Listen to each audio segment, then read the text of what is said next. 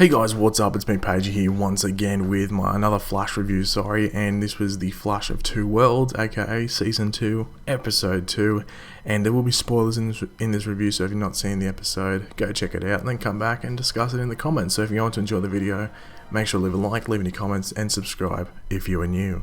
So anyway, this episode opens up with basically Jay Garrick introducing himself and explaining what happened to him, because we learn that he does not have his powers, that Zoom was literally about to kill him, and then he got sucked up into the singularity that opened up at the end of Season 1, which sucked him in, and he's actually been on Earth 1 since that happened. So he's been on Earth 1 for 6 months, but he's only just come to know and discover all about Star Labs and everyone in Team Flash, so he's confident enough to go in knowing what everyone does and what their role is.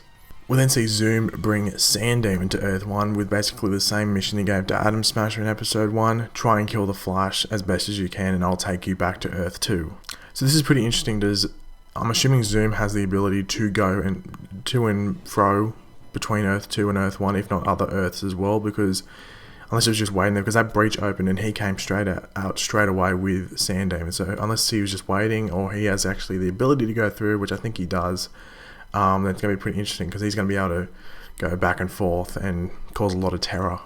One cool thing is that Jay Garrick's origin in this show is actually the same it was in the Golden Age comics, from what I can remember. I haven't read those for about 6 years, but from what I can remember, it's the exact same. Like the stuff with the water, it's not similar to Barry. It's sort of similar to Barry's, but not exactly. It is something to do in the lab. But yeah, I thought that was pretty cool and a nice little Easter egg.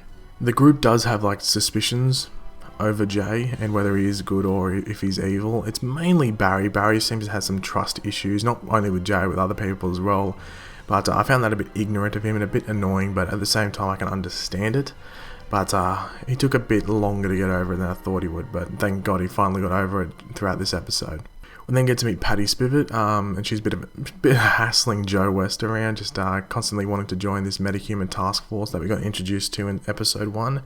And following this, we actually get Sandemon versing Barry Allen for the first time, and Sandemon actually does defeat, or sort of defeats Barry, sort of runs away. It was just like a sort of diversion, like an introduction sort of thing.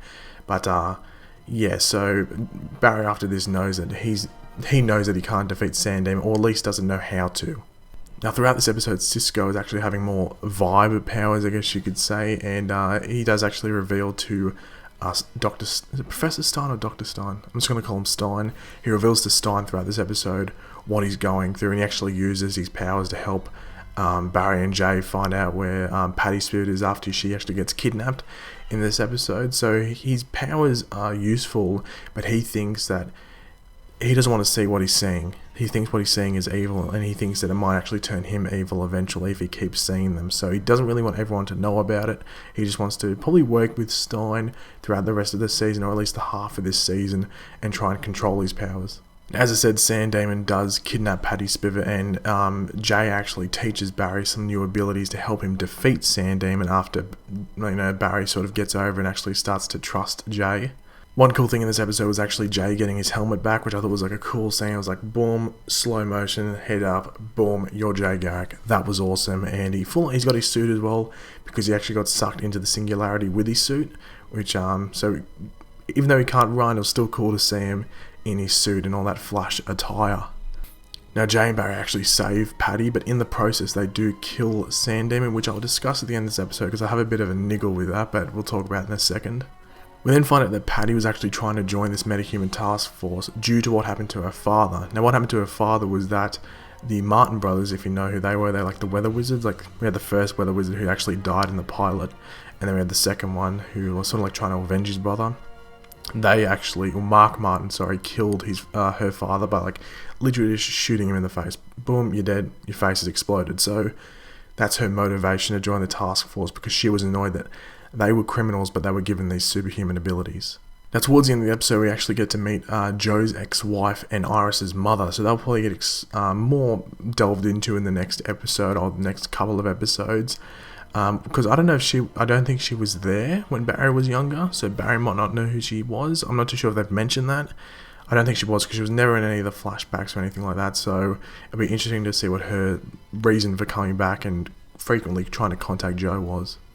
We then find out that there are 52 breach points in Central City. Yes, 52.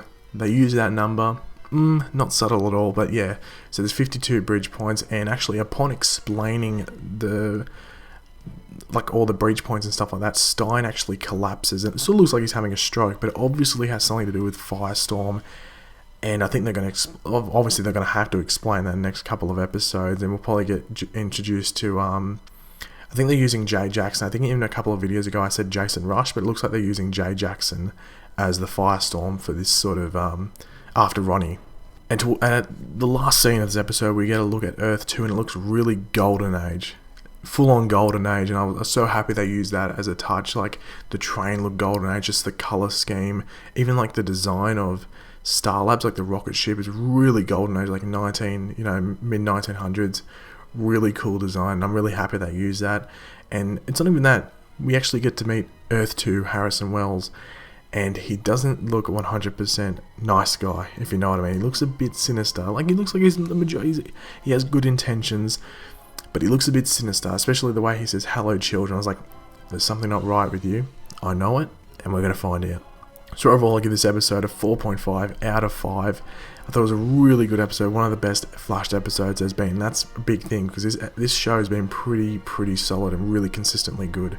The only downside I have for this episode is the killing of the villains, because in Season 1 of The Flash, some people might not agree with me, but in Season 1 of The Flash, they didn't kill the villains off a lot. Like, it was maybe like 1 in every 4 villains got killed.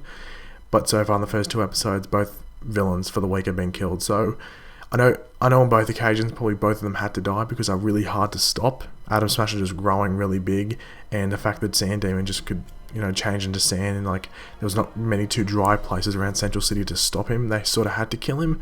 But hopefully in the next couple of episodes, they do meet some villains which can be stopped without having to kill them. They can lock them up and sort of ask them questions about Zoom and find more about Zoom. So thanks for watching, guys. If you could leave a like, it'll be very much appreciated. Leave any comments on what you thought in the episode, and subscribe if you're new. I'll catch you later, guys.